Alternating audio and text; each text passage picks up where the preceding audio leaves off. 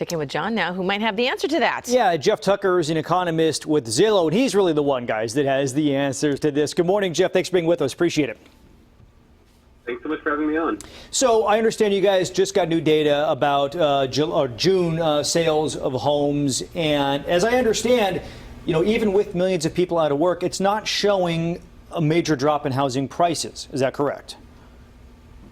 Yeah, that's absolutely right. What we've seen in the housing market is buyers have pulled back, but sellers seem to have pulled back even more. A lot of the listings we would have expected to come on the market this spring are just not there. And so the total inventory of homes that people are looking at is down anywhere from 20 to 30%, depending on the market. Mm-hmm. So buyers are really scrambling, competing for an incredibly limited pool of homes that they can buy. What about Sacramento in particular? How are we looking here compared to other places? Sacramento is fairly similar. So the median sale price was up 3.4% year over year, and that's being driven by this incredibly low inventory. It's actually a little bit tighter in Sacramento than the U.S. as a whole. So inventory is down almost a quarter. It's down 24% compared to this time last year. This is the time of year you expect to see a lot of home shoppers out there, and they expect to see a lot of for sale signs in the neighborhood, but they're not finding those. So that is keeping homes selling faster. So homes are selling in under 2 weeks, going from first pop-up on Zillow to getting marked pending that the seller has accepted an offer.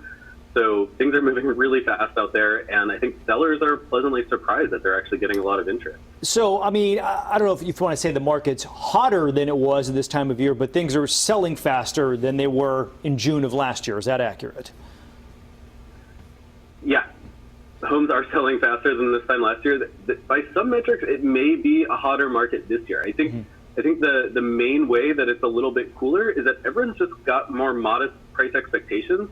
So we're hearing a lot of buyers coming in making lowball offers. They think they're the only ones shopping in the middle of the pandemic, but it turns out they're not, and they end up having some competition. And we see a lot of sellers who end up putting those lowball offer buyers in conversation with each other and eventually selling basically at list price. So, obviously there's a lot of unknowns at this point. We don't know what's going to happen in the next 6 months, year, or whatever, even week, really.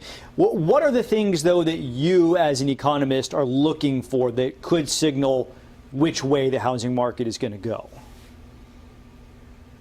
The first thing I'm always watching is inventory. Inventory is that's our measure of just how imbalanced supply and demand are right now.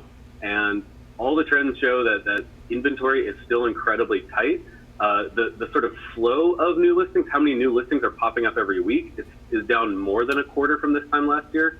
So all of that is going to tend to sort of keep prices resilient, even with a pretty big demand shock from all this unemployment.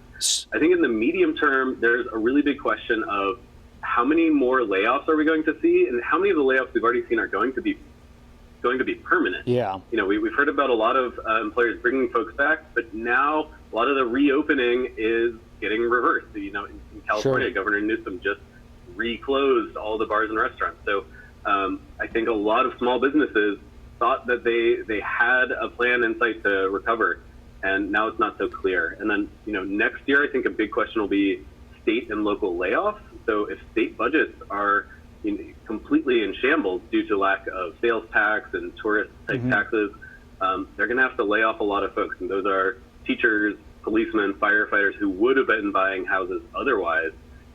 So in the medium term, I think that's going to pull a lot of buyers, going to knock a lot of buyers out of their money. And then just quickly, yes or no, that could then lead to more houses being put on the market if people are forced to sell their homes. Is that accurate?